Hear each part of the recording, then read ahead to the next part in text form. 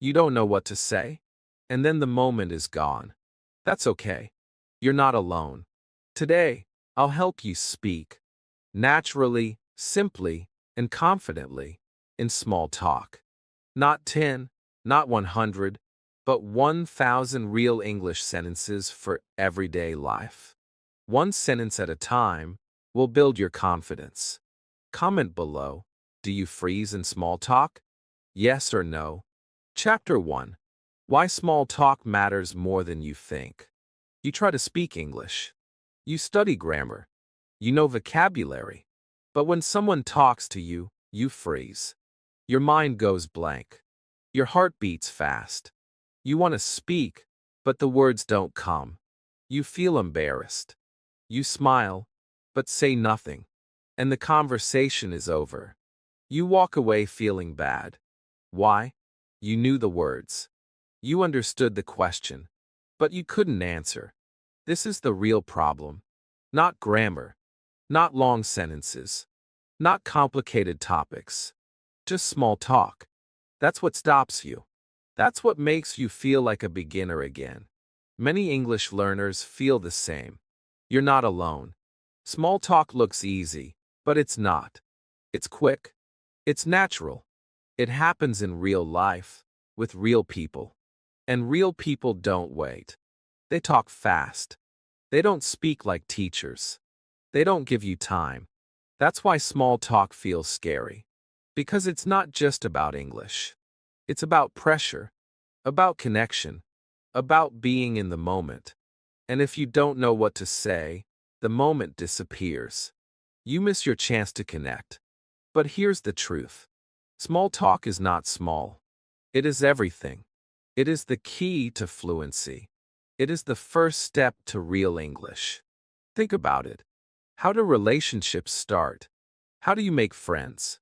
How do you feel part of the group? With small talk. A smile. A hi. A simple question. How was your day? These short moments open doors.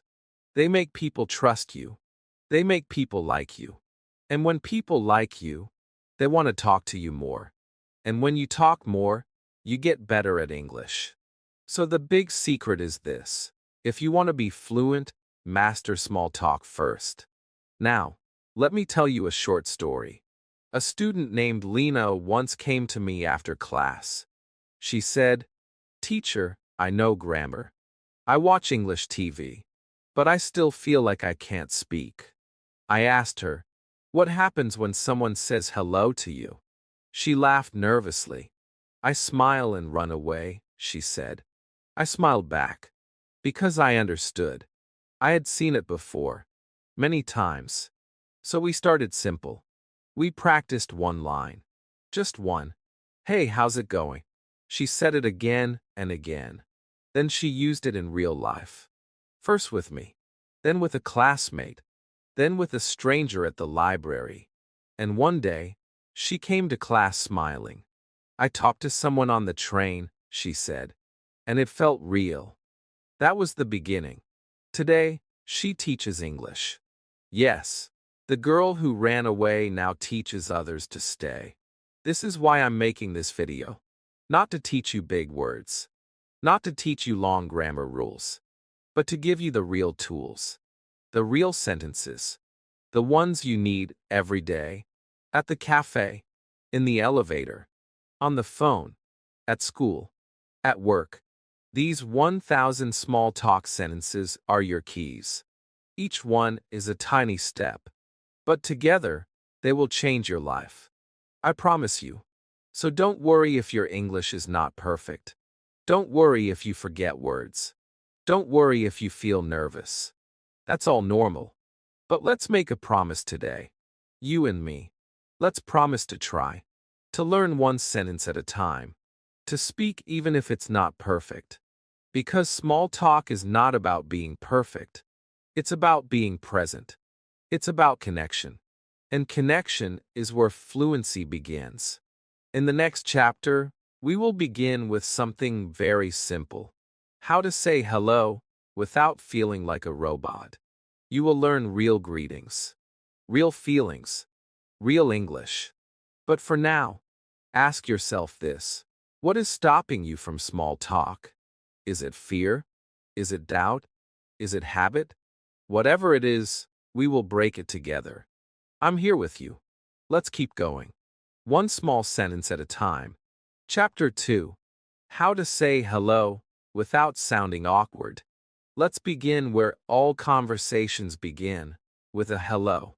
It sounds so easy, right? Just say hello or hi. But when you are in the real world, and someone looks at you and says it first, your brain panics. You freeze. You think, what do I say next? Or do I sound strange? That's because nobody teaches you how to say hello like a real person. Most English classes say, "Hello, how are you?" "I'm fine, thank you." But nobody talks like that in real life. Native speakers say other things. They use their voice, their eyes, their smile. That's why hi can feel hard. You know the word, but you don't feel natural. Today, I want to fix that.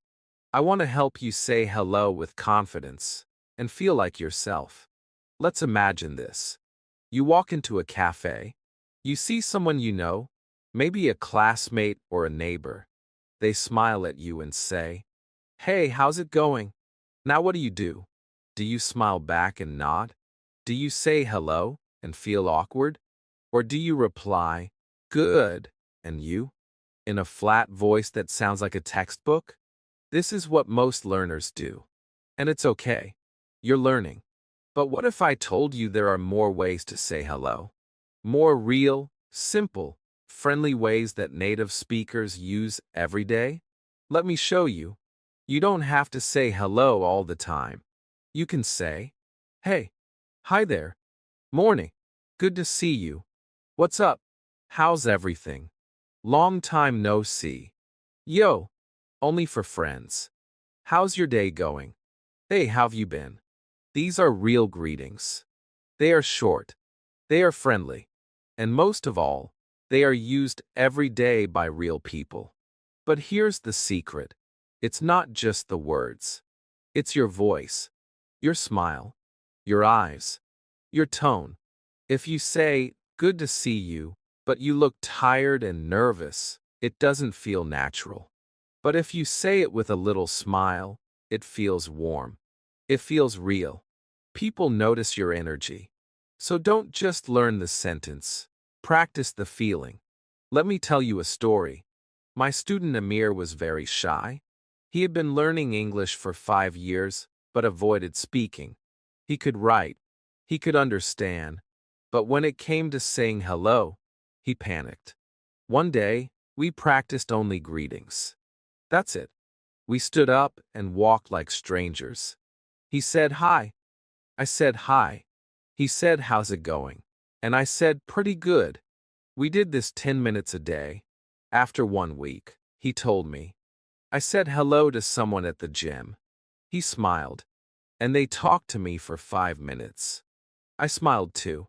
That's the power of one sentence. It opens the door. After that, everything gets easier. You can do the same. Practice with yourself.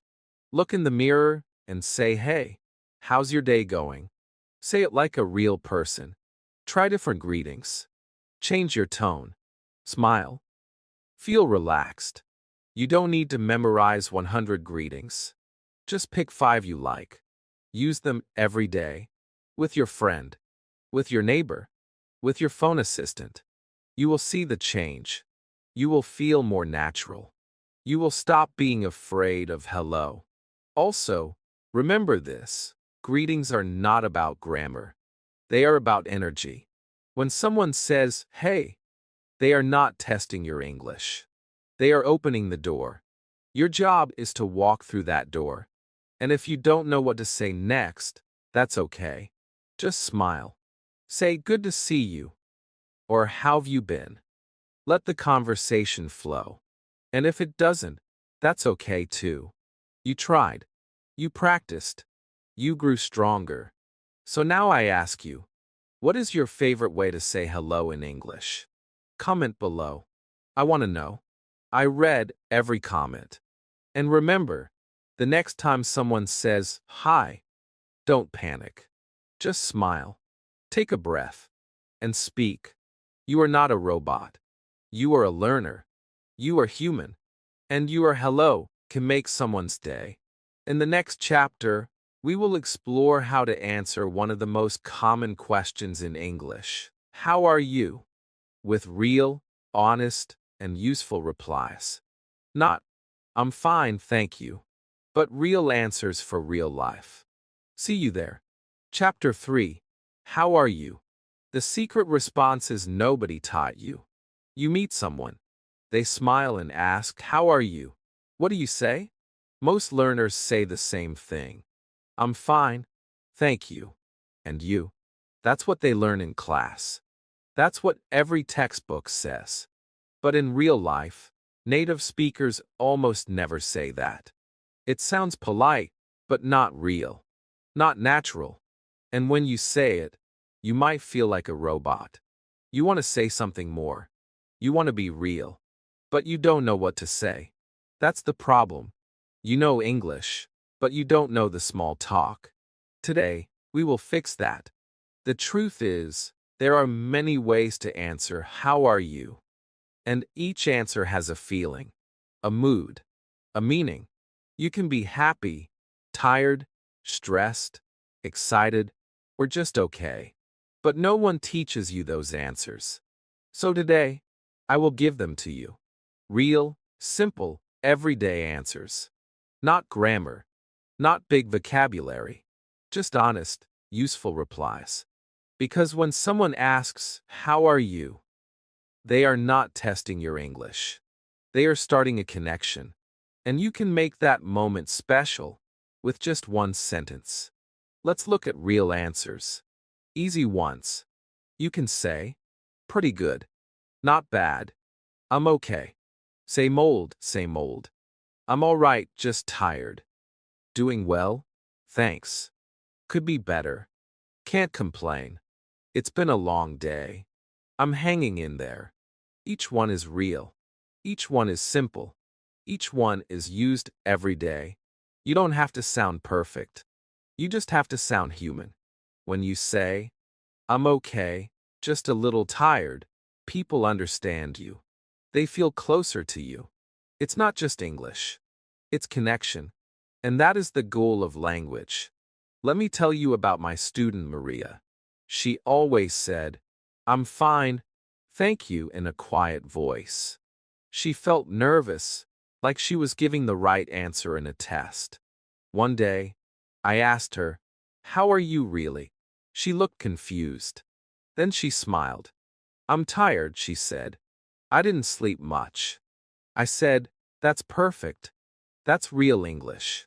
From that day, she stopped saying what she thought was correct. She started saying what was true. And people noticed. They talked to her more. They smiled more. Because she was being real. You can do the same. Pick 2 or 3 answers you like. Practice them. Say them out loud. Look in the mirror. Smile. Change your voice. Make it sound real. "I'm doing okay. Not too bad. I've been better." Say them again and again. Use them with friends. Use them with strangers. Use them even when you feel shy. And you will see, the more honest you are, the more connection you create. Now let's look at how to ask the question back. Not just in you. That's okay, but let's try more natural ways. How about you? What about you? How are things with you? How's your day going? Everything good with you? These are easy. These are friendly. And when you use them, people feel you care. You are not just answering. You are continuing the conversation. That's the magic of small talk. So here's your mission. This week, when someone asks you, "How are you?" don't say, "I'm fine." Say something real. Say something simple. But say it with feeling. Maybe, "I'm doing okay." Maybe could be better. Maybe good, but a little tired. Try it. And after you speak, ask, "How about you?" Then listen. Then smile. Then keep going. One sentence becomes a real moment. And if no one asks you, you start. You ask first. Hey, how's it going? Be brave. Be kind. Be real. Your English doesn't have to be perfect. Your heart just has to be open. In the next chapter, we will talk about the best way to start a conversation, the weather. It sounds boring, but it's the #1 small talk topic in the world. And I will show you how to talk about it naturally, easily, and confidently. Chapter 4. Talking about the weather, the easiest conversation starter. Let me tell you a secret. When two strangers talk for the first time, what do they talk about? Not deep things. Not politics. Not jobs. They talk about the weather. Yes, the weather. It's hot today, isn't it? Looks like rain. Beautiful morning. These little sentences open the door. They feel safe. They are easy. Everyone can see the sky. Everyone can feel the wind. So when you don't know what to say something about the weather. It's the most natural way to start a conversation in English. But many learners ignore this. They think, weather? That's not important. So they stay silent. They wait for big moments. But big moments don't come often. Real English lives in small moments, in elevators, at bus stops, in cafes. And the weather is your best friend in these moments. It gives you something to say when your mind is blank, when you're nervous, when you want to speak but don't know how. Weather is the key. Let me show you how. You don't need big words. Just simple, true sentences. Like, it's freezing today. So hot out, a melting. Nice breeze, right? Looks like it might rain. It's a perfect day for a walk. The weather's been crazy lately. Feels like spring is finally here. Ugh, it's so humid. We need some rain, don't we? The sky's beautiful today. These sentences are easy. You can use them with anyone. The shopkeeper, your neighbor, the person next to you in line. You don't need a deep topic. Just a shared moment. You both feel the weather. You both live in it. That's enough. Now let me tell you a story. My student Hannah moved to London. She was shy. Her English was okay, but she didn't speak much. One day, it was raining hard. She stood next to a woman at the bus stop. After some silence, she said, "British weather is always surprising." The woman smiled and laughed. "Yes, and we still never carry umbrellas." They talked for 5 minutes. It was Hannah's first conversation with a stranger in English. That one sentence, about the rain, gave her courage. And after that, she kept going. More smiles, more hellos, more small talk, and more confidence. You can do the same. Look around. Is it sunny? Cold? Cloudy? Say something. Try it in front of the mirror. Practice your tone. Beautiful day, right? Smile when you say it. Feel the sentence in your body. Then take it to the street.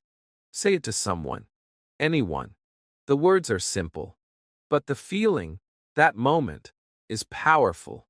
Remember, you don't need to be interesting. You need to be real. People don't remember perfect grammar. They remember warmth. They remember connection. So when the sky gives you something to talk about, use it. It's a free gift. And here's one more tip. If you feel shy, you can talk about the weather even when nobody answers. Just say it out loud. Wow, it's cold today. Say it in your room. Say it when you open the window. Say it when you go outside. This trains your brain to speak naturally. Soon, it will become a habit. And when someone is near, they will hear you. And maybe they will reply. That's how conversations start. So what's the weather like today where you are? Comment below and tell me in one English sentence. I read every comment. Let's practice together. In the next chapter, we will talk about one of the most common small talk questions. Where are you from? I'll show you how to answer it with confidence, curiosity, and pride. Chapter 5. Where are you from? Talking about places and people. Sometimes, someone looks at you, smiles, and asks, "So, where are you from?" It's a simple question, but for many English learners, it feels big. You stop, you think, you feel nervous. Maybe you feel shy about your accent. Maybe you don't know how to say your city's name in English. Or maybe you just don't know how to keep the conversation going after that. So you say, "I'm from Pakistan," or "I'm from Brazil," and then silence. You wait for them to speak again. You hope they say more. But what if they don't? What if they just smile and say, "Oh, nice," and walk away? That's when you feel a little lost. You want to say more, but you don't know how. That's why today's chapter is important. Because talking about where you're from is not just about geography. It's about stories. It's about you. People ask, "Where are you from?" because they're curious. It's a question that opens the door to knowing someone. But here's the secret. It's not only about the country. It's about who you are, what your place is like, how it feels to live there. And you don't need difficult English to talk about that. You just need to learn how to describe your place with heart, with feeling, with confidence. And today, I will show you how. Let's start simple. When someone asks you, "Where are you from?" you can say, "I'm from country." But that's just the beginning. You can add more. You can say, "I'm from the north of Italy. It's a quiet place with a lot of mountains." Or, "I'm from a small village near Dhaka. It's very green and peaceful." Or, "I'm from Tokyo. It's a big, busy city with lights everywhere." These are short, easy sentences, but they are full of life. They help people see your world. You can also add personal feelings. "I miss my hometown sometimes. It's beautiful, but very hot in summer. I love the food there." These little things turn a boring answer into a real conversation. And when you speak from your heart, people listen. They don't care if your English is perfect. They care if you are real. Let me tell you about a student of mine named Diego. He came from a small town in Mexico. When he first came to class, he didn't like talking about his town. He thought it was too small, not interesting. He felt shy when people asked, "Where are you from?" He would just say Mexico and smile. But one day, I asked him to describe his town in one sentence. He said, "It's a quiet place with orange trees and kind people." I smiled and said, "That's beautiful. Say that when someone asks you next time." He did. And the next time someone asked, he didn't just say Mexico. He said, "I'm from a small town with orange trees and kind people." And the person replied, "That sounds amazing. I'd love to visit someday." That moment gave Diego confidence. He started sharing more. And now, he speaks with pride. You can do that too. You don't need long stories. Just small sentences with emotion. Say something about your town, your family, your childhood, the food, the weather, the people. Say what makes your place special to you. It doesn't matter if it's a big city or a tiny village. Every place has something beautiful. And when you share that beauty, people remember you. You can also ask questions. After you say where you're from, you can ask, "Have you ever been there?" Or, "Do you know it?" Or even, "Where are you from?" This keeps the conversation going. It shows that you're not just answering, you're also interested in them.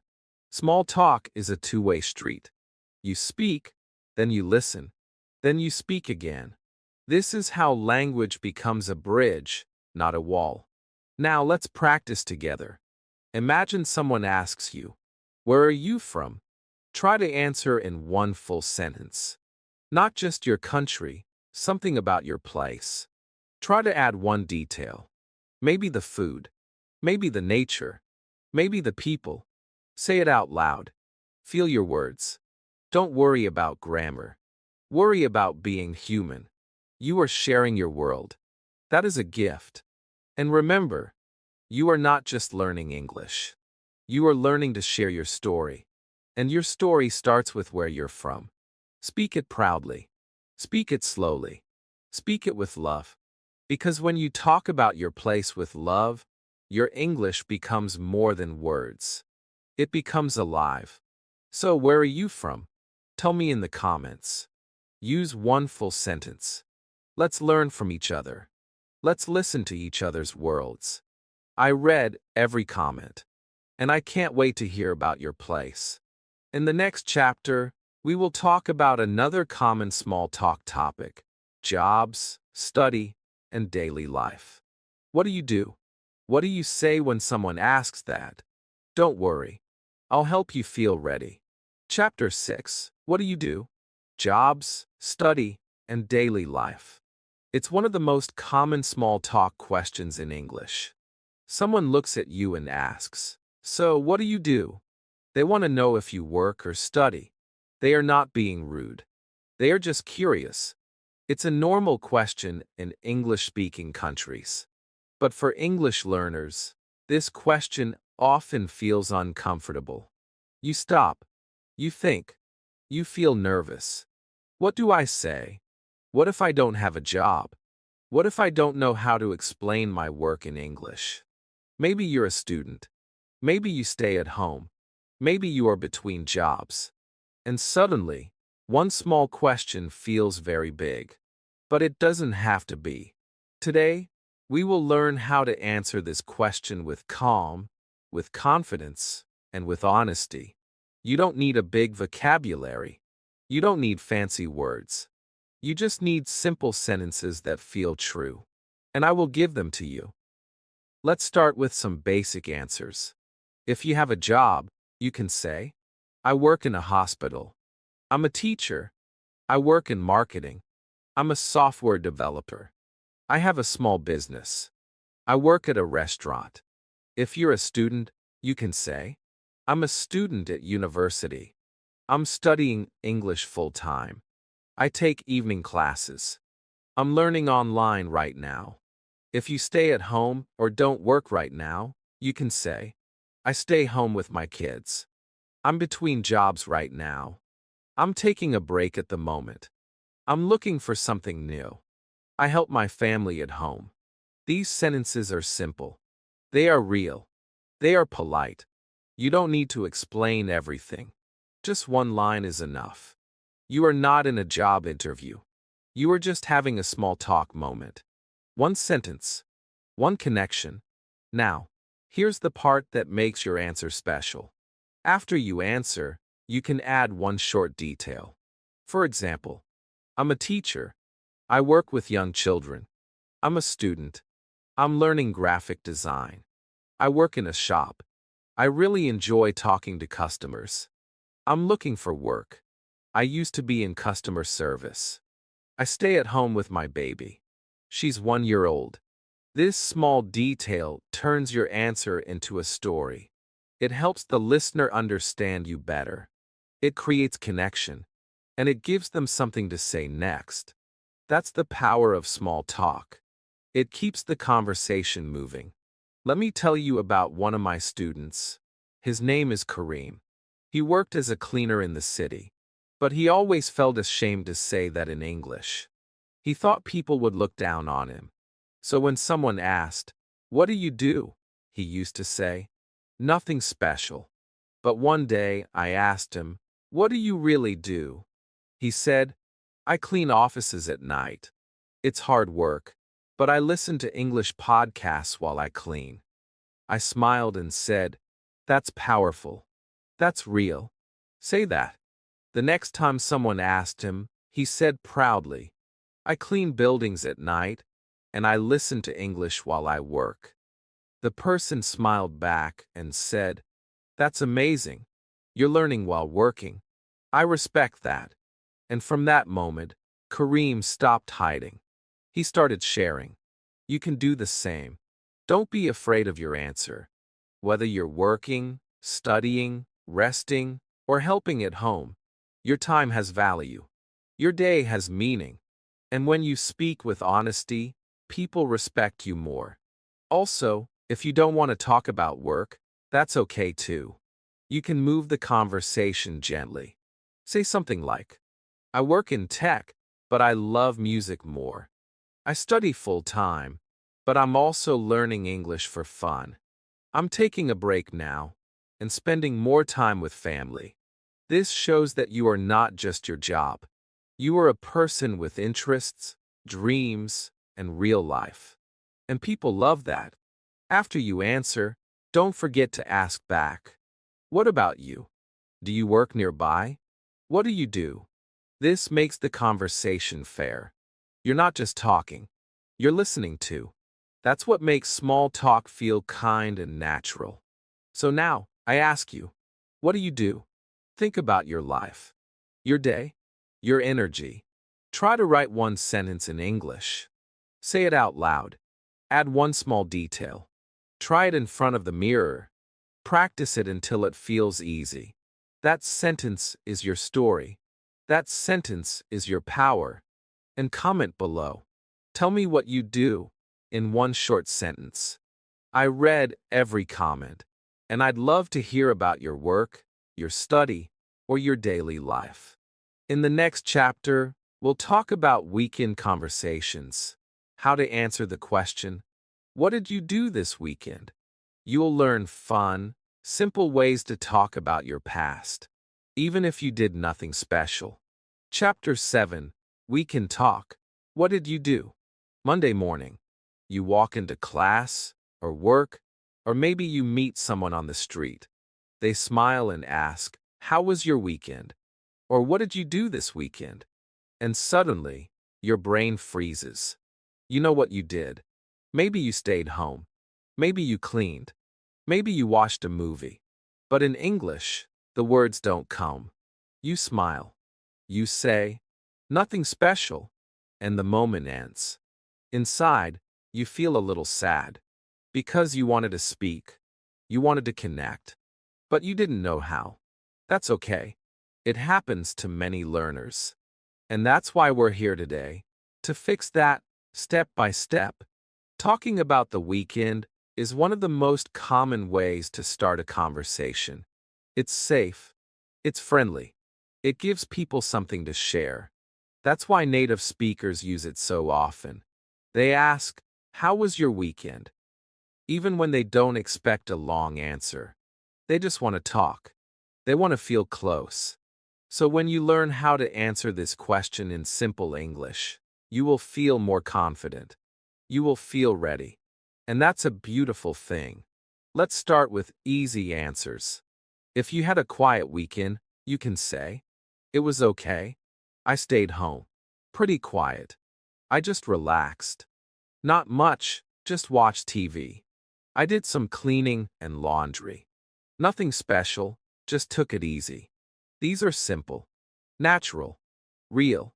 You don't have to do something exciting to talk about it. Even rest is part of life. You can also add short details. I stayed home and watched a movie. I relaxed with my family. I cooked something nice. These small additions turn your answer into a real conversation. If you did something fun, you can say, I went to the park. I saw a movie with a friend. We had a barbecue. I visited my grandparents. I went shopping. Again, these are short, easy to remember. You can build on them if you want. I saw a movie with my sister.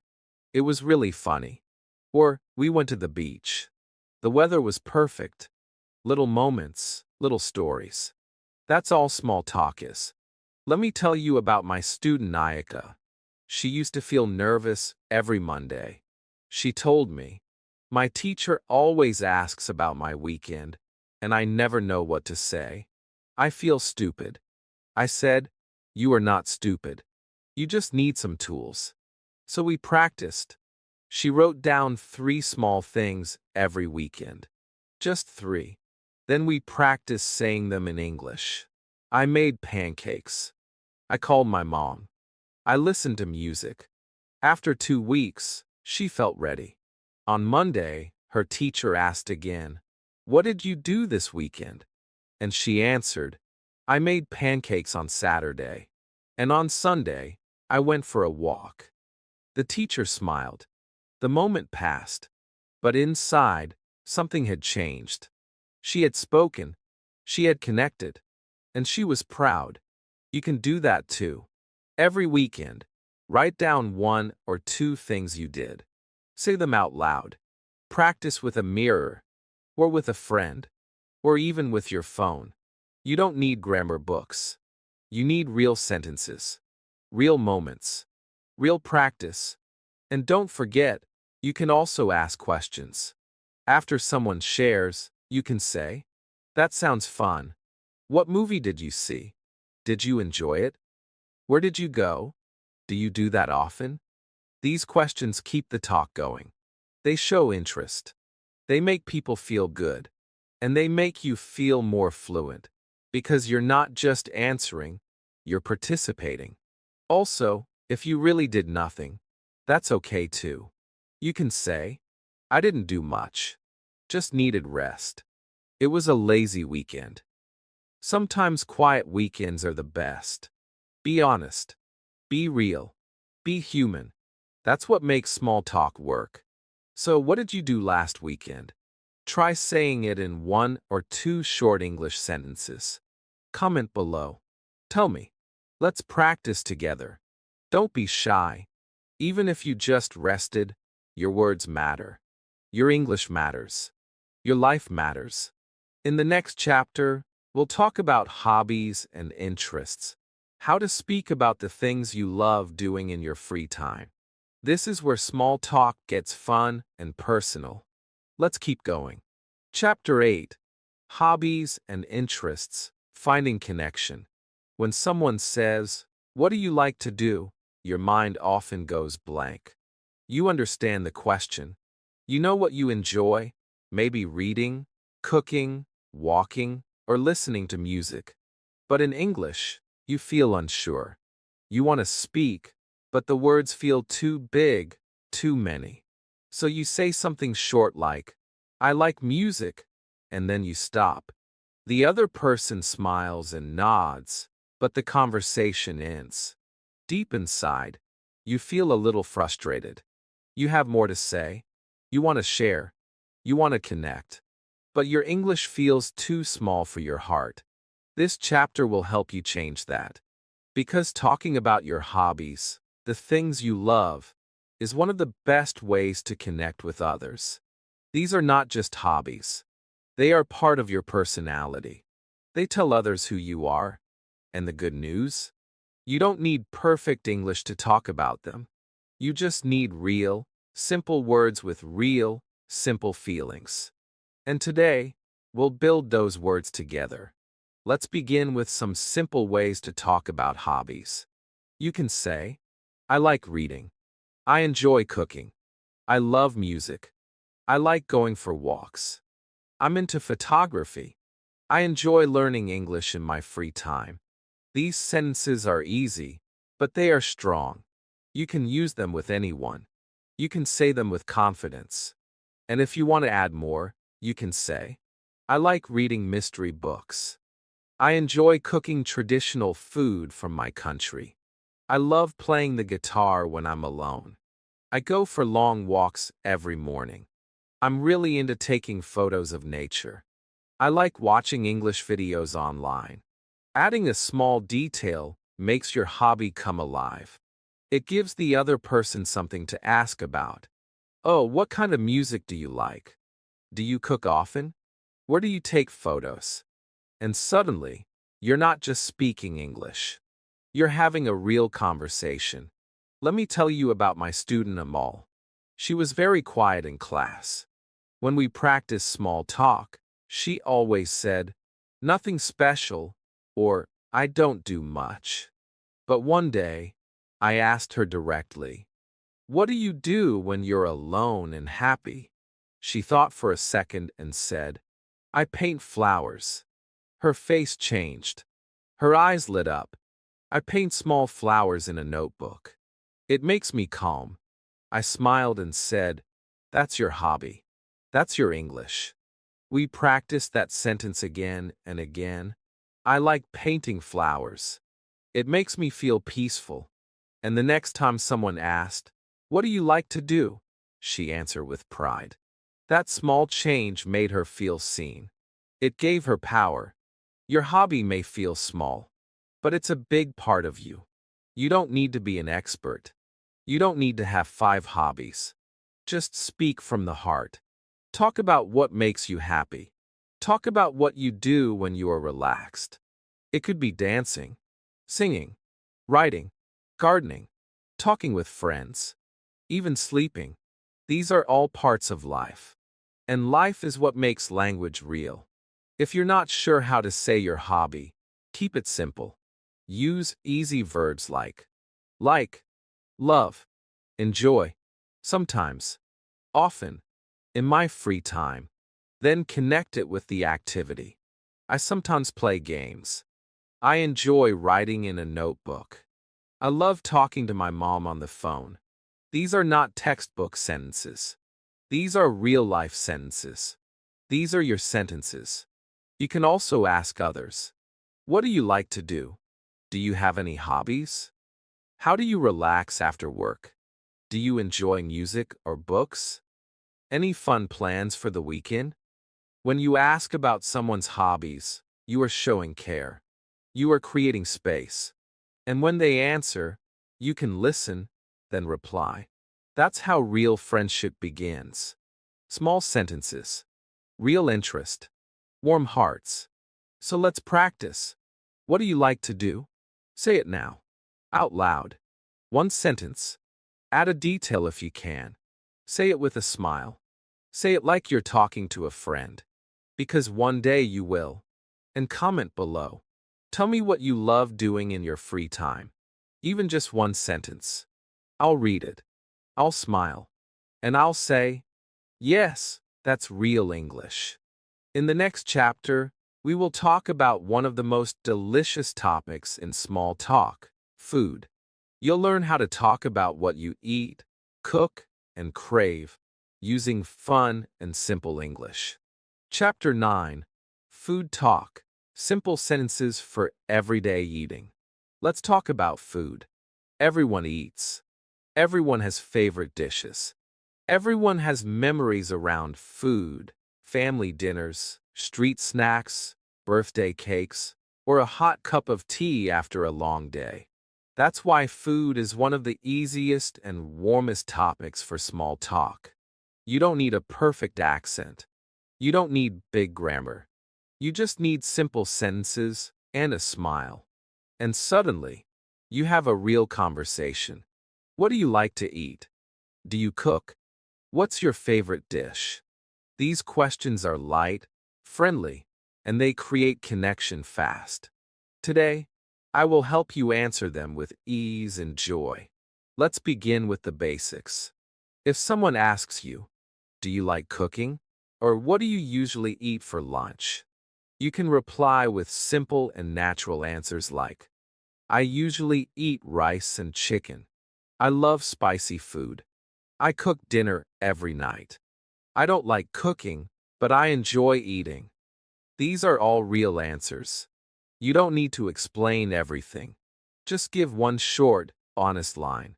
That's all it takes to sound friendly and confident.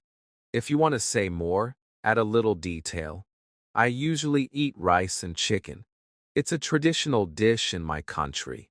Or, I enjoy cooking pasta with vegetables. It's quick and healthy.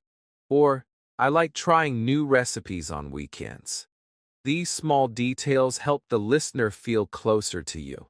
They can picture your meal. They may even say, that sounds delicious, and ask more questions. Now you're not just speaking English. You're sharing something personal. Let me tell you about my student Lily. She loved to cook, but she never talked about it in English class. She thought it wasn't important. But one day, during practice, someone asked her, Do you like cooking? She hesitated, then smiled.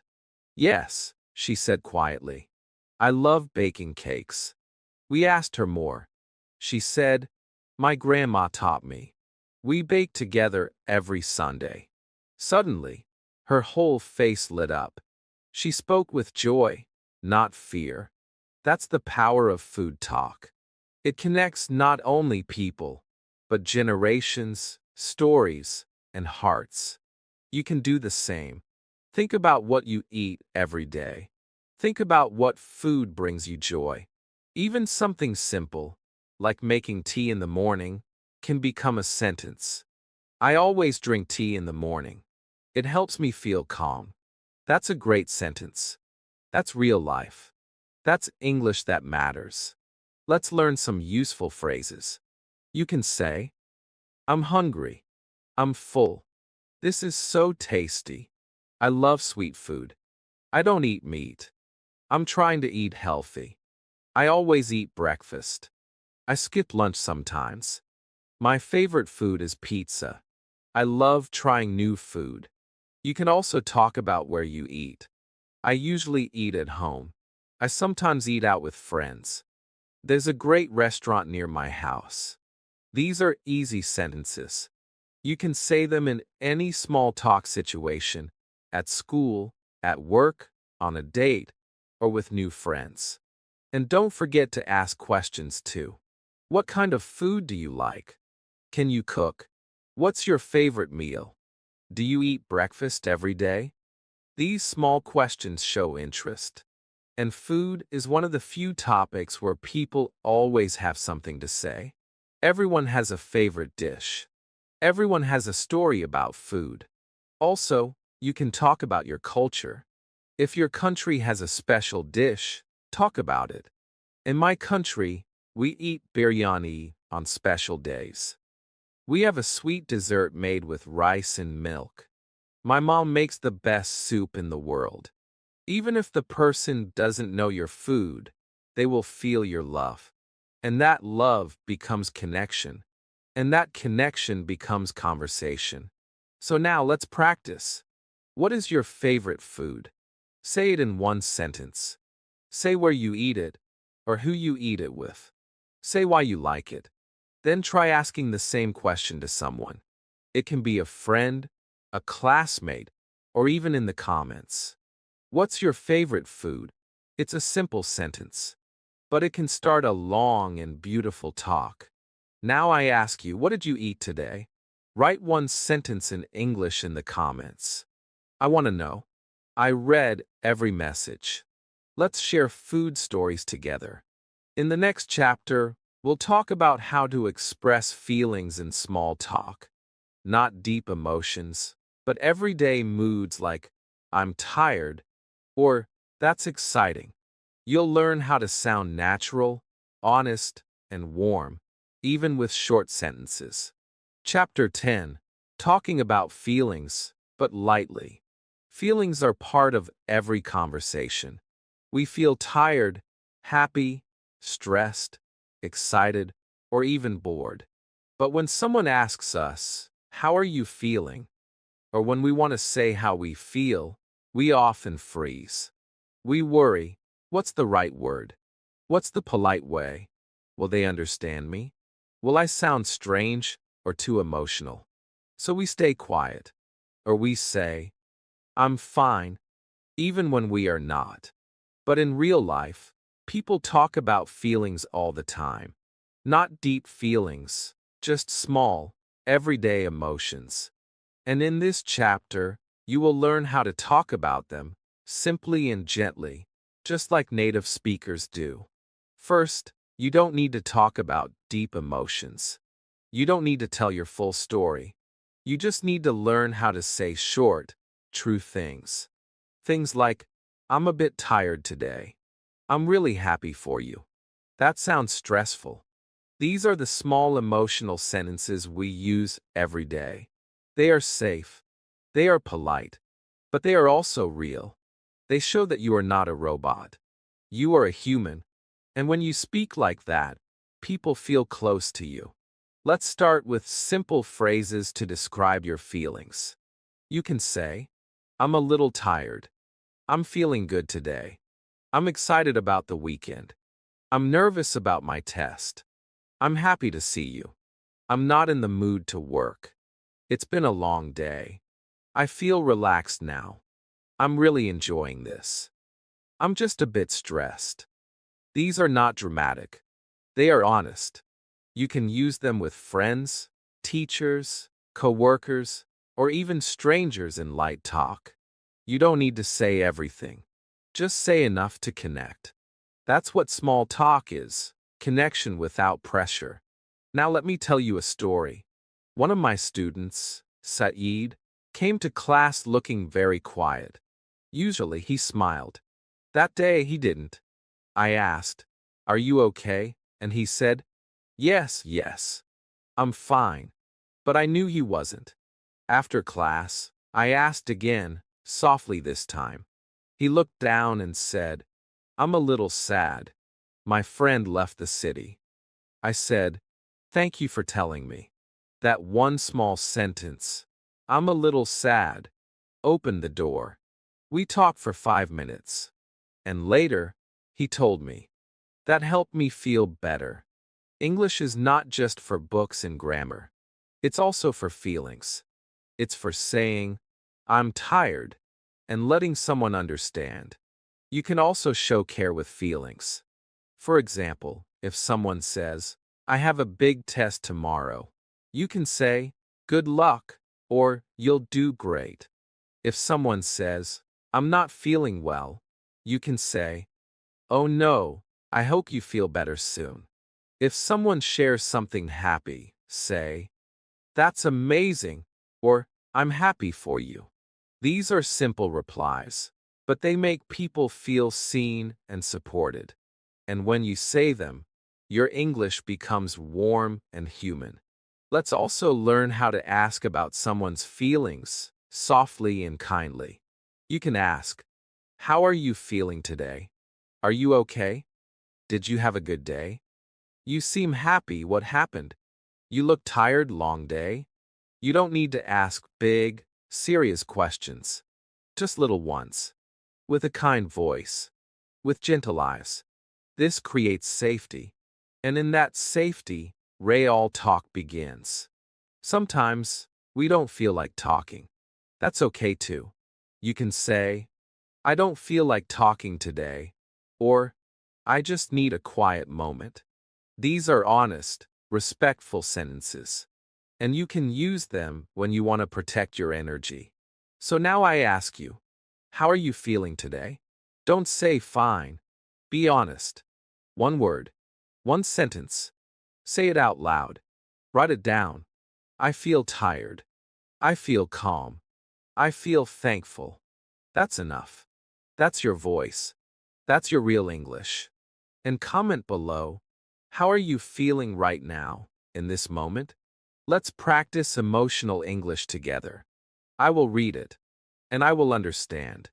Because I know that even a small sentence like, "I'm okay, just tired," can carry so much meaning. In the next chapter, we'll talk about how to give compliments and how to respond to them. These small moments of kindness are powerful in English, and I'll show you how to use them naturally and warmly. Chapter 11. Making small compliments and accepting them. Everyone likes a kind word. When someone says, "You look nice today," or "Good job," something warm happens inside. You feel noticed. You feel good. And the person who gave the compliment feels good too. But many English learners feel nervous about giving compliments. They worry, is it okay to say that? Will it sound strange? What if I say it the wrong way? And many also feel shy when someone gives them a compliment. They don't know how to respond. So they say nothing, or they change the subject. And a nice moment disappears. But compliments are a beautiful part of small talk. They are simple, they are powerful, and they open the door to more conversation, more trust, and more joy. That's why this chapter is important. I will show you how to give small compliments in everyday English and how to accept them with grace. It's not about being perfect, it's about being kind. And kindness is a language everyone understands. Let's begin with some easy compliments. You can say, I like your shirt. That color looks good on you. Nice haircut. You're really good at this. That's a great idea. You did a great job. I love your smile. This food is amazing. You speak English very well. You're always so helpful. These sentences are short. They are safe. And they are very common in English-speaking countries. People give these compliments at school, at work, with friends, even with strangers. If you see something good, say it. If you feel something nice, share it. That's how you build connection with others. Let me tell you a story. My student Ahmed was very polite, but very quiet. One day, after class, another student helped him with his bag. Ahmed looked at him and said, You're kind. The other student smiled, touched his heart, and said, Thank you. That means a lot. Later, Ahmed came to me and said, I gave a compliment, and it felt good. I smiled and said, Yes, it always does. That small moment made both boys feel warm. That's the power of a compliment. You can do that too. Just look around. See something nice. Say something true. And if you feel shy, practice alone first. Stand in front of the mirror. Say, Nice job. Say, You look great today. Say, You worked hard. These words will become natural. And when the moment comes, you'll be ready. Now let's learn how to respond when someone gives you a compliment. Don't say, No, it's nothing. Don't change the topic quickly. Just accept it kindly. Here are some simple replies. Thank you. That's kind of you. Thanks, I really appreciate it. Thanks. I wasn't sure, but that makes me feel better.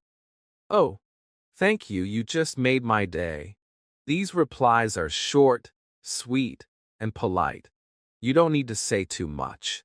Just smile, say thank you, and let yourself feel good. Compliments are gifts. Don't throw them away. Accept them, keep them, and maybe give one back later. You can also return a compliment if it feels right. For example, if someone says, You look nice today, you can say, Thank you. You too, or thanks. I like your jacket. But don't feel pressure. You don't have to return every compliment. Just be honest. Be soft. Be warm. Compliments are also a great way to start conversations. You can say to a stranger, I love your bag. Where did you get it? Or to a coworker, That presentation was really clear. These little sentences break the ice. They create smiles. And they help you feel less nervous. Now I want you to practice. Think of one compliment you can say today. To someone you know, or even a stranger. Say it in simple English. Say it slowly. Say it kindly. It could be about someone's clothes, their work, their smile, their help, anything. And when someone compliments you, try not to feel shy. Smile. Say thank you. And let that moment stay in your heart. So what compliment will you give today? Write it in the comments. Practice it here. Let's share some kindness together. In the next chapter, we will talk about how to ask for help politely, in the store, on the street, or in conversation. These small sentences will help you feel strong and calm in everyday life. Chapter 12. Asking for help politely. Sometimes you need help. You are in a shop and can't find something. You are in a new place and feel lost. Or you don't understand a word someone said. Your heart starts to beat fast. You want to ask, but you feel afraid. You worry your English is not good enough. You worry people will not understand. You feel small. And so, you stay quiet. You say nothing. You miss the moment. And later, you feel bad. Not because you needed help, but because you didn't ask. This happens to many learners. That's why today's chapter is so important. In English, asking for help is normal. It is not rude. It is not weak. It is human. And when you learn how to do it politely, you will feel calm. You will feel in control. You will speak without fear. Because asking for help is not about perfect grammar. It's about simple, kind words. Words that help you move forward. Words that open doors. Let's start with some easy phrases. These are the sentences you can use when you need something. Excuse me, can you help me? Sorry, where's the bathroom? Could you tell me how to get to the station? I'm looking for the bread aisle. Can you explain that again, please? I don't understand. Could you repeat that? How do you say this in English? Can you write it down for me? Sorry to bother you, but I need help. These sentences are short. They are friendly. And they work in any situation, at the supermarket, in class, at the airport, or even online. You don't need to speak fast. You don't need to be perfect. Just use a kind tone. Smile. And say the words clearly. People will listen. People will help. Let me tell you about my student Rena. She was learning English in Canada. One day, she got lost. She was standing on the street, looking around, looking scared. She wanted to ask someone, but she was too nervous. Then she remembered the sentence we practiced. Excuse me, could you help me? She walked up to a woman and said it. The woman smiled and said, of course. And 5 minutes later, Rena was on the right bus, heading home. Later she told me, that sentence saved my day. Just one sentence. But it gave her safety. It gave her power. You can do the same. Start with just one phrase. Practice it. Say it in front of the mirror. Whisper it to yourself on the bus. Repeat it in your mind. Excuse me, can you help me? Make it your friend, your safety tool. Then, when the time comes, you will use it with calm. You will not panic. You will not freeze. You will speak. And remember, English speakers are usually kind. They don't expect perfect English. If you speak slowly, they will wait. If you use simple words, they will understand. And if you smile, they will smile back. So don't feel small when asking for help. Feel brave. Because brave people ask when they don't know. Now let's learn how to respond when someone helps you. Say, thank you so much. I really appreciate it. That was very kind of you. Thanks. I was a little lost. You've been very helpful. These are polite. These are warm. And they make the other person feel good too. Helping feels good. And thanking someone creates a beautiful moment. You can also add a little extra. Thanks, I'm new here. Or, I'm still learning English. Most people will smile and say, you're doing great. And you will feel seen. You will feel proud. That's how confidence grows. One kind sentence at a time. So now I ask you, what sentence do you use when you need help? Write one in the comments. Practice with us. Make it your habit. And next time you're lost, or confused, or unsure, speak. Don't stay silent. Ask, and keep going. In the next chapter, we'll talk about how to speak in school, class, or at work. You'll learn simple English for polite, professional, and everyday moments that help you feel respected and confident. Chapter 13. Conversations at work or school. For many English learners, speaking in public places like work or school feels scary. You're not just chatting. You're in a place where people expect you to speak clearly, be professional, and follow rules. You don't want to make mistakes. You don't want to sound slow. You want to sound smart, polite, and confident. But the truth is, Many people don't feel that way, not even in their own language. So when you go to work or class and someone says, "Can I ask you something?" or "Do you have a minute?" your heart starts to race. You understand the words, but your mouth can't move. You freeze. You smile nervously and say nothing. That's okay. That is normal. But it doesn't have to stay that way. In this chapter, I want to give you something powerful, simple English sentences for work and school. Not difficult grammar, not long words.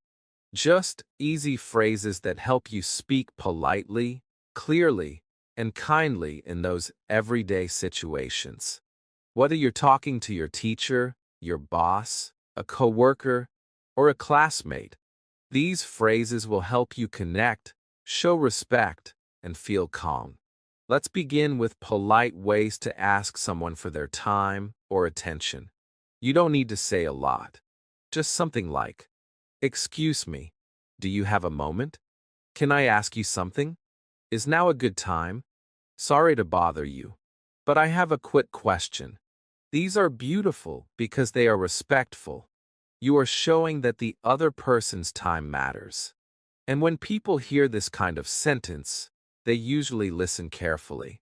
They feel respected, and they respond with kindness. You can also respond to someone else with a polite voice. If a teacher asks, "Do you understand?" you can say, "Not yet, but I'm trying." If your coworker says, "Can you help me with this?" you can say, "Sure, I'd be happy to." These small answers show that you are friendly, helpful, and professional, even with basic English. Now let's talk about asking for clarification.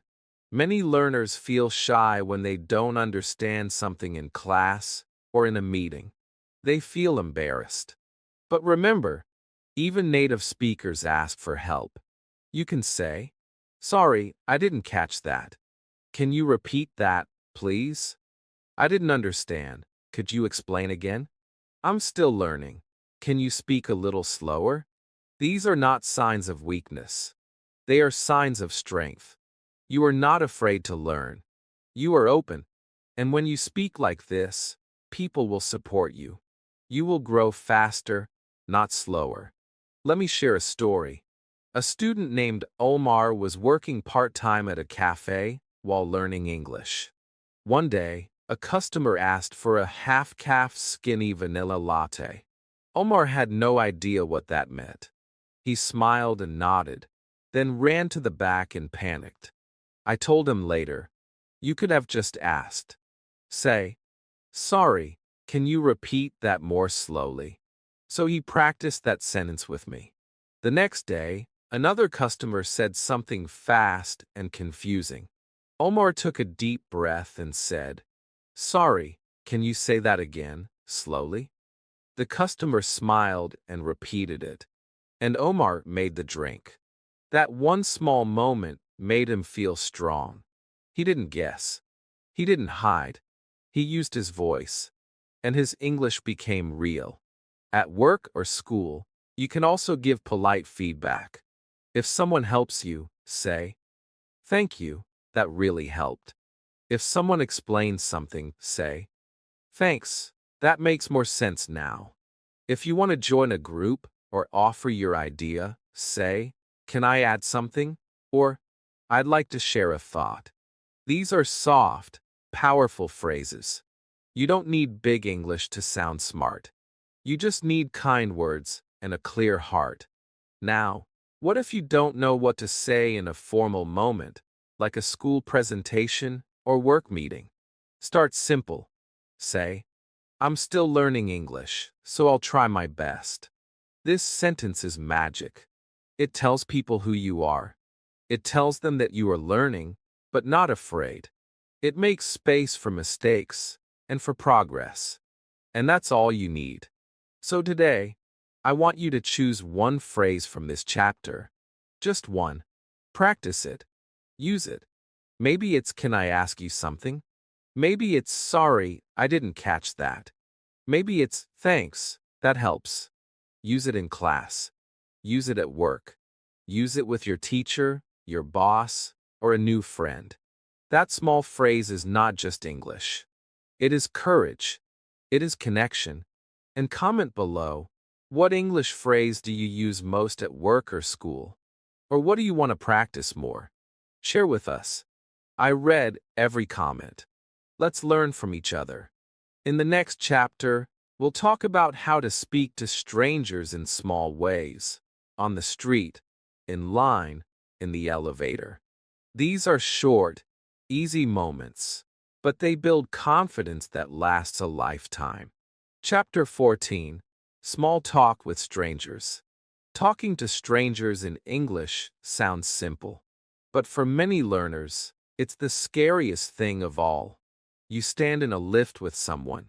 You sit next to someone on the bus. You wait in line at the cafe. You want to speak. You want to say something, something small, something nice. But your mind goes blank. You look down at your phone. You stay silent. And the moment passes. Again and again. Inside, you feel a little sad. You didn't want a big conversation, just a small one, a simple connection. But fear stopped you. That fear is not because you're weak. It's because you care. You want to speak well. You want to sound polite. But you don't know how to start. That's what we'll fix today. In English, small talk with strangers is common. It's part of the culture. A little smile. A few light words. That's all it takes. You don't need to be interesting. You don't need to be funny. You just need to be kind, calm, and open.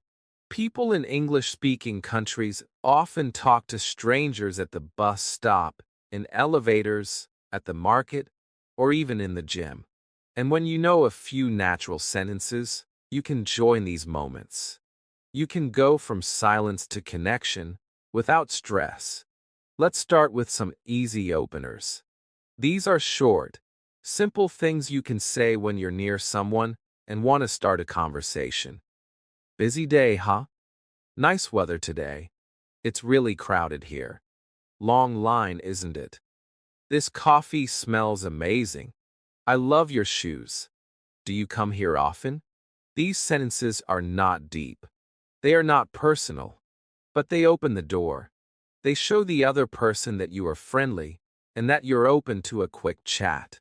And if they smile and reply, you can continue. If not, that's okay too. You tried. And every time you try, you grow.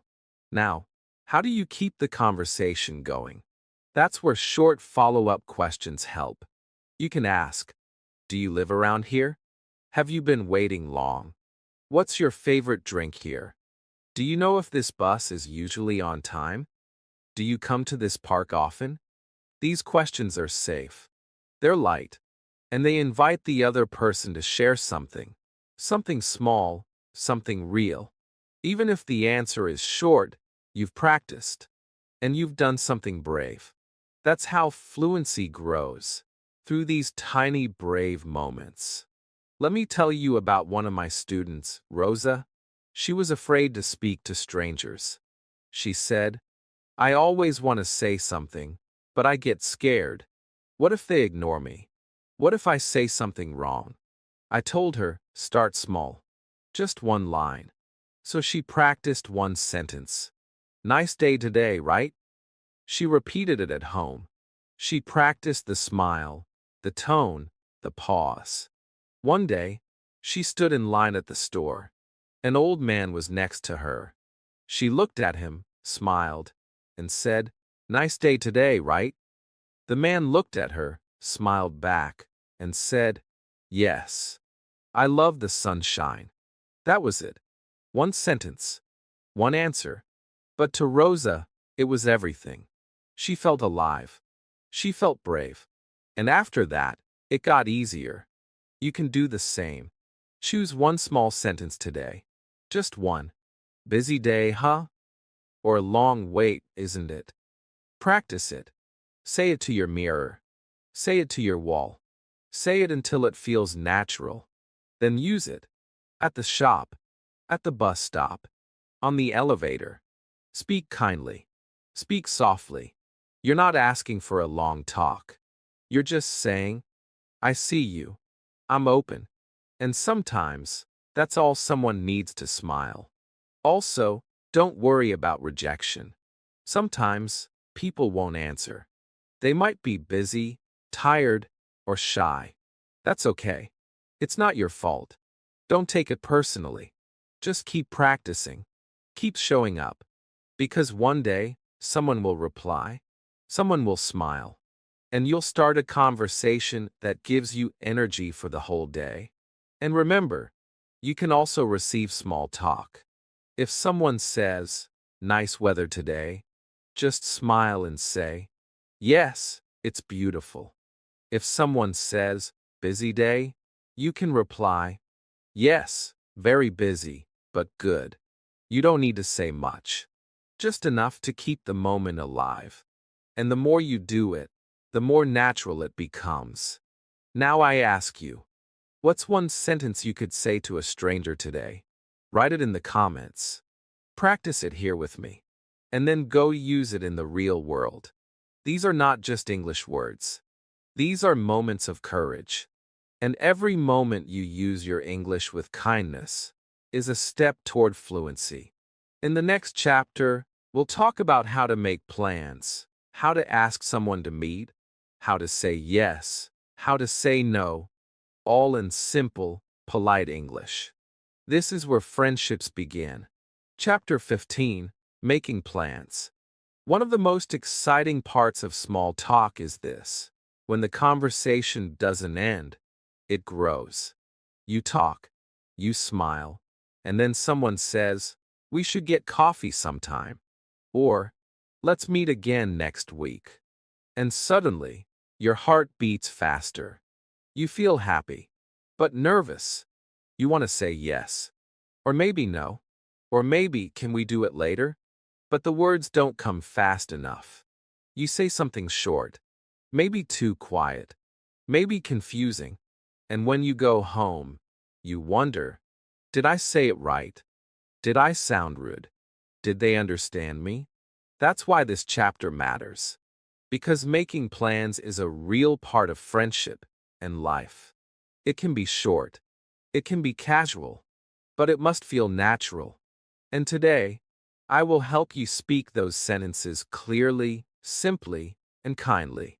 Whether you're saying yes, saying no, or asking someone to meet again, you will learn to do it with confidence. Let's begin with how to ask someone to meet. You can use one simple question. Do you want to get coffee sometime? Are you free this weekend? Would you like to go for a walk? How about lunch after class? Want to grab a bite after work? These questions are light. They are friendly.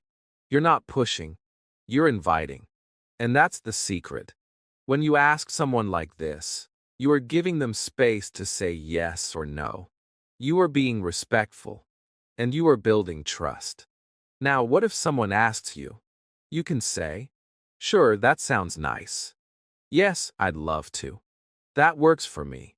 I'm free on Saturday. Let's do it. And if the time doesn't work for you, you can still be kind. You can say, I'd love to, but I'm busy that day. Can we do another time? This week is full. Maybe next week? Thanks for the invite, but I have plans. These sentences are soft, polite. You're saying no, but not in a cold way. You're still showing care. You're still open.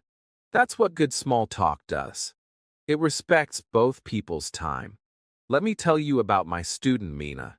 She met another student in her English class. They sat together once. They laughed. They liked each other. At the end of class, the girl said, we should study together sometime. Mina smiled but said nothing. She didn't know how to say yes in a nice way. So the moment passed, and the study session never happened. Later, she told me, I wanted to go, but I didn't know what to say. So we practiced just one line. Yes, that would be great. 1 week later, someone asked her again. This time, she smiled and said, yes, that would be great. I'm free on Friday.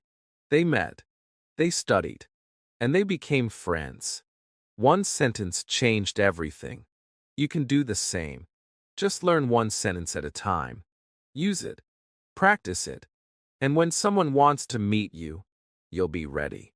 You can also make soft plans. Not fixed. Not serious. Just casual. Like, let's catch up soon. We should hang out sometime. Let's talk again later this week. Maybe coffee next time? These are soft invitations. If the other person says, yes, sure, you can suggest a day. If they say, maybe later, you can smile and let it go. That's okay too. Small talk is not pressure. It's peace. And if you want to follow up later, you can say, are you still free this weekend? Do you want to meet up this Friday? Still good for lunch tomorrow? These small checks help. They keep the plan alive. They help both people feel ready. So here's your task today. Choose one sentence. Just one. Maybe, are you free this weekend? Maybe, let's get coffee sometime. Practice it. Say it to yourself. Then use it with a classmate, a coworker, or even a neighbor. It's not just about making a plan. It's about saying, I want to connect. I want to share a moment with you. And now I ask you, what kind of plan would you like to make in English? A walk? A movie? A coffee? Write it in the comments in one simple sentence. Let's help each other grow. In the next chapter, we'll talk about a very useful skill: how to talk in stores and markets. You'll learn how to speak to cashiers, ask questions, return items, and feel confident in public places. Chapter 16. Conversations at the store. You walk into a store. The lights are bright. There are people around you. You see clothes, food, books. You know what you want to buy? But then a worker says, "Hi, can I help you?" And suddenly, you feel nervous. You smile, maybe say, "I'm just looking," and walk away. Or maybe you want to ask something, a price, a size, where something is, but the English feels stuck in your mouth. You look around. You want to speak, but you don't. And when you leave the store, you feel a little sad. Not because of the shopping, but because of the silence. Because you wanted to speak, but couldn't. You are not alone. Many English learners feel shy in stores. There is pressure. There are strangers. Everything feels fast. But today, I will give you something powerful. Simple English sentences for the store. These sentences are small, but they make you feel big. They help you ask, reply, buy, return, and say thank you. And when you use them, you'll feel calm, ready, and proud. Let's begin with the start of the shopping trip. When you enter a shop, someone may greet you. They might say, "Hi there. Welcome in. Can I help you find something? Are you looking for anything special?" You can reply with, "I'm just looking, thanks." "Yes, I'm looking for a jacket. I need some help, please. Do you have this in medium size?" You don't need to say much. Just one short sentence is enough. A smile, a soft voice, and a clear answer. That's all. Now let's talk about asking for things. You can say, "Excuse me, how much is this? Do you have this in another color? Where can I find the bread? Is this on sale? Can I try this on?" For clothes, "Can I see that one, please? Do you take credit cards? Is there a bathroom here?" These are the real sentences people use every day. You don't need perfect grammar. You need the courage to ask. And when you ask, most shop workers will smile. They will help you, because that's their job, and most of them are happy to help. Let me tell you a story. My student Yuri came to the city from a small town. She wanted to buy shoes, but didn't know how to speak to the worker. She waited for 20 minutes, afraid to ask. Then she walked out, holding back tears. Later, she told me, I feel stupid. I looked at her and said, you are not stupid. You are scared, and scared is okay. We practiced one sentence. Excuse me, can I try these in size 38? She said it 20 times. The next week, she went back to the store. She saw the same worker. She took a breath and said, excuse me, can I try these in size 38? The worker smiled and said, of course. She tried the shoes. She bought them. And when she left the store, she cried again, but this time, from joy. That's the power of one sentence. One voice. One victory. Now let's talk about paying. When you go to the cashier, you can say, hi, how are you? I'd like to buy this. Can I pay by card? Do you need a bag? They might ask this. No, thank you. Or yes, please. Can I get a receipt, please? Thank you very much. These are small words, but they make you feel human. Not just a customer, but a person in English. Sometimes, we need to return something. That feels scary, but here's how to do it. Go to the counter and say, hi, I bought this yesterday, but it doesn't fit. Can I return this? Can I exchange this for another size? I have the receipt here. Thank you for your help. Be calm. Be clear. You are not doing anything wrong. You are just speaking. You are just asking. And you are growing. So now I ask you, what sentence do you want to try next time you go shopping? Write it in the comments. One sentence. One goal. One step forward. In the next chapter, we'll talk about what to do when the conversation feels strange, when there is silence, or it feels awkward. You'll learn how to stay calm and how to keep the talk going with simple, easy phrases. Chapter 17. Dealing with silence and awkward moments. There is a moment that every English learner fears. It's not the hard questions. It's not the fast talking. It's the silence. That empty space in the middle of a conversation. You were talking. It was going okay. And then nothing. No words. Just quiet. You look at the other person. They look at you.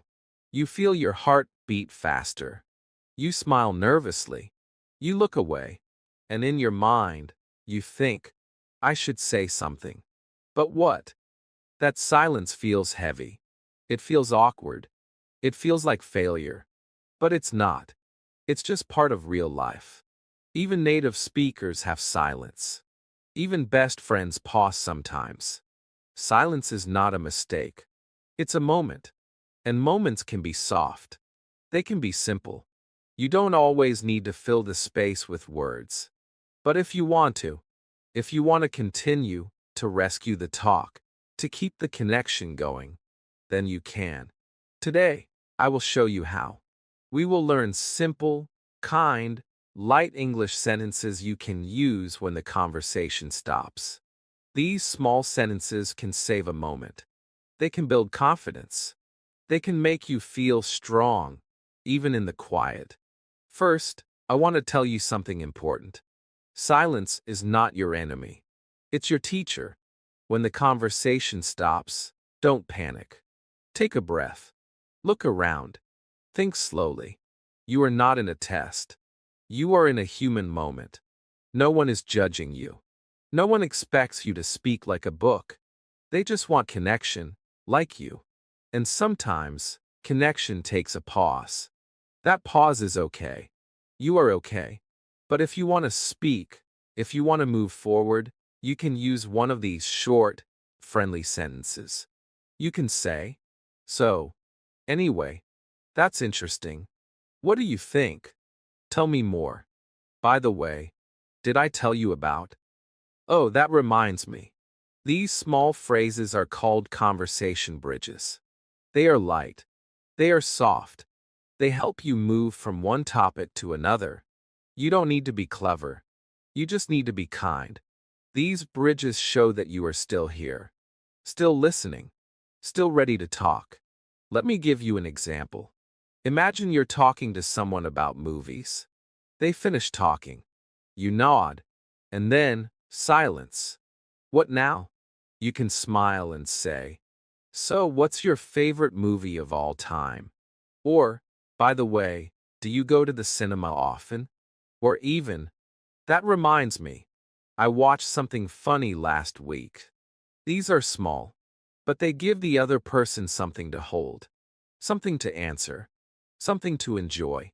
I remember one student, Tomas, who said to me, "I hate when there's silence. I feel stupid. I feel like I failed." I looked at him and said, "What if silence is not failure? What if it's an invitation?" He looked confused.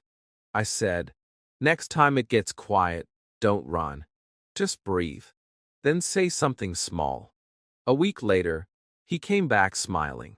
He told me he was talking to someone new. The conversation stopped. But this time, instead of leaving, he said, "So, what kind of music do you like?" And the other person lit up. They talked for 10 more minutes. One sentence saved the moment. And that sentence made Tomas feel powerful. You can also use simple questions to break silence. Try. Do you travel a lot? How's your week going? What do you usually do after work? Have you read anything good lately? These are not personal. They are light. They invite stories. And people love to share stories. Sometimes you don't know what to say. That's okay too. You can be honest. You can laugh softly and say, "Sorry, I don't know what to say now."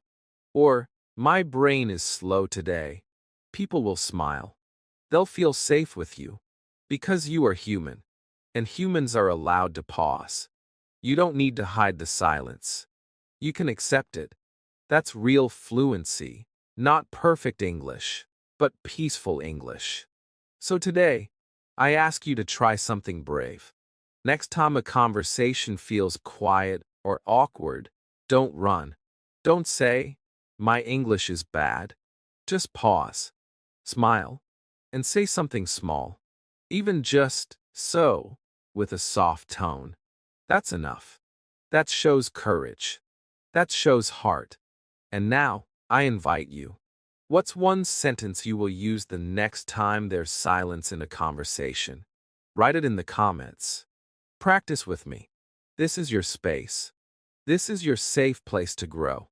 In the next chapter, we'll talk about how to end a conversation politely, how to say goodbye with kindness and confidence, without feeling rude or rushed. Chapter 18. Ending a conversation politely. Every conversation has a beginning, but it also needs an ending. And sometimes, ending is harder than starting. You're talking with someone, maybe at work, maybe on the street, or maybe online. You enjoy the talk. Or maybe you feel tired. Or maybe you're busy. But you don't know how to say goodbye in English. You want to leave. You want to end the moment kindly. But the words don't come. So you just say, "Okay, but," it feels cold. A little strange. The connection is lost. And you walk away thinking, "That didn't feel right." Don't worry. This is normal. Ending a conversation is a skill. A social skill. And like every skill, you can learn it. You can practice it. You can become good at it. It doesn't matter if you are shy, nervous, or still learning English. You can learn to leave a conversation with peace, politeness, and a little smile. And today, I'll show you how. Let's start with the soft endings. These are gentle ways to say, "I need to go," without sounding rude. You can say, "Anyway, I should get going. It was great talking to you. I've got to run, but let's catch up later. I need to head out now. I don't want to keep you, but it was lovely chatting." These are beautiful because they are warm. They are not just bye. They are full sentences. They carry care. And when you say them, people feel seen. They know you enjoyed the time. even if it's ending now. You can also use reasons if you want to explain. I have a meeting soon. I need to get back to work. My bus is coming. I'm going to meet someone. These short reasons help people understand your time is limited not because of them, but because of life. And most people will understand. Because everyone has things to do. Let me tell you about my student Juan. He loved talking to his English classmates, but he never knew how to end the talk. He always waited for the other person to say goodbye first. One day, I asked him, "Why do you wait?" He said, "I don't want to sound rude." I smiled and said, "You can be kind and still leave." I gave him one simple line. "It was great talking to you. Let's talk again soon." He practiced it. He used it. And the next week, after class, he said it to a new friend. The friend smiled and replied, "Yes, let's do that." It worked. It was easy. It was warm. That gave Juan confidence. And now, he doesn't wait anymore. He speaks his goodbye with strength and kindness. You can do the same. Practice these sentences like you practice hello, because goodbyes matter. They are the last impression, and people remember the feeling you leave behind. Now let's talk about how to end conversations in different places. At work, you can say, "I'll let you get back to it. I've got to jump into a meeting. Let's talk again this week." In a casual setting, you can say, "All right, I'll catch you later. I should go now, but it was nice seeing you. Thanks for the chat. Take care." And if someone is talking too long and you're getting tired, you can say, "I'd love to talk more, but I really need to go. Can we continue this another time? Let's talk again soon. I've got to go now." You are not being rude.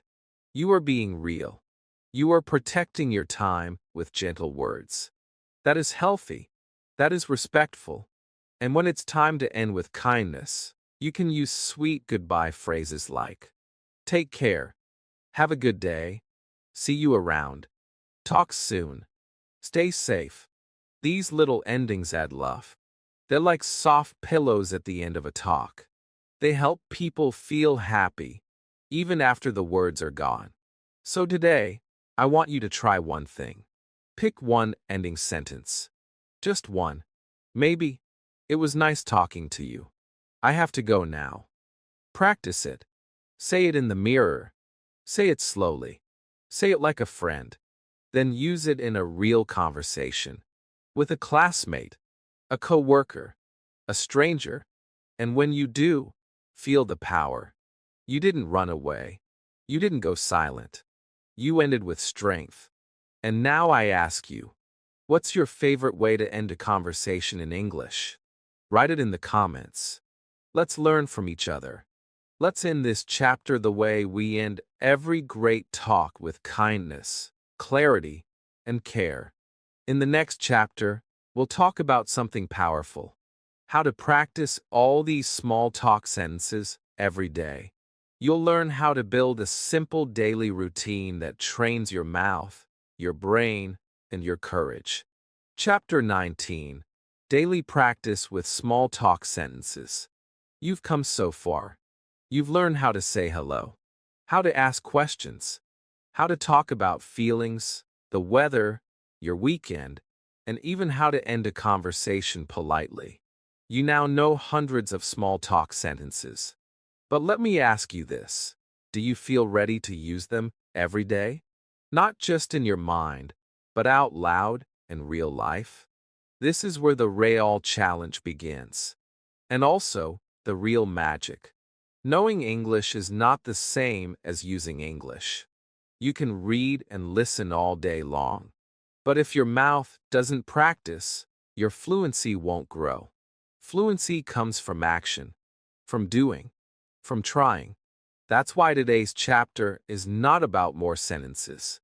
It's about building a simple, powerful routine that helps you speak a little English every day. A few minutes, a few words, but done with heart, done with focus, done with courage. Let me tell you something that helped me when I was learning another language. I used to feel shy. I knew many words. I watched videos. I read stories. But when it was time to speak, I froze. My mouth felt heavy. My brain felt slow. I thought, maybe I'm just not good at speaking. But I was wrong. I wasn't bad. I was just not practicing out loud. I was thinking too much. I was learning passively, not actively. So I changed. I made a small daily routine, just 5 minutes, to practice speaking every day. And it changed everything. You can do the same. And you don't need a teacher. You don't need a classroom. You don't even need another person. You need just 3 things: your voice, your time, and your heart. Here's how it works. Step 1. Choose 3 small talk sentences you like. From any chapter. Maybe, how are you? I'm a bit tired today. The weather's really nice. Say them out loud. Slowly. Clearly. With feeling. Look in the mirror. Imagine you're talking to someone. Say the words with your eyes, your smile, your voice. This is not just speaking. This is training. Step 2. Record yourself. Use your phone. Speak your 3 sentences. Then listen. Don't judge. Just listen. How do you sound? Are you clear? Are you fast? Are you using feeling? This is not about being perfect. This is about being honest. Honest with your English. Honest with your growth. Step 3. Use 1 sentence in real life. Just 1. Go outside. Speak to a stranger, a shop worker, a classmate, a friend. Use 1 sentence you practiced. Maybe it's just, busy day, huh? Maybe it's, have a good one. Maybe it's, excuse me, can you help me? 1 sentence. That's all. And when you say it, when the words come from your mouth, not your mind, something changes inside you. You feel proud. You feel brave. You feel like, I can do this. And you can. Every day, just 5 minutes of small talk practice can change your whole English journey. You don't need 2 hours of grammar. You need real life. Real talk. Real moments. Let me tell you about my student, Nura. She was quiet. Very shy. She never spoke in class. But she listened. She wrote. She learned. One day, I gave her a small challenge. Every morning, look in the mirror and say, "Good morning. I'm ready today." She laughed. But she tried. After 1 week, she added a second sentence. I feel strong. After 1 month, she was saying 5 sentences every morning. Simple ones. The sun is shining. I have class today. I like learning English. Then she started saying them to her classmates. And one day, she said them to a stranger at the cafe. Now, she speaks every day. And she always tells me. It started with 1 sentence in the mirror. That can be you too. Start small. Speak every day. Even if it's to yourself. Even if no one hears. Speak. Because your voice matters. Your growth matters. So now, I ask you, what 3 small talk sentences will you say today? Write them in the comments. Then say them out loud. Let's practice together. In the final chapter, we'll bring everything together. You'll see how these small sentences are not small at all. They are the bridge to fluency, confidence, and connection. Chapter 20. Small Talk, Big Change. This is the last chapter. But not the end of your journey. Not even close. In fact, this is just the beginning of something bigger, something beautiful. Because now, you are not just a learner of English. You are a speaker, a connector, a communicator. You know the power of small talk. And you've seen it's not small at all. It's big. It's brave. It changes everything. Your confidence, your relationships, your identity. That's why we called this chapter Small Talk, Big Change. Because that's what has happened, and will keep happening, one sentence at a time. Think about where you started. Maybe you were scared to say hello. Maybe your brain froze when someone said, "How are you?" Maybe you avoided conversation. You smiled, nodded, stayed silent, not because you didn't want to speak, but because you didn't know how. You didn't have the words. You didn't have the practice. And maybe you thought, small talk is not important. I want to learn big English. But now you know the truth. The real fluency starts small. It starts with hi, with busy day, with nice to meet you, and it grows from there.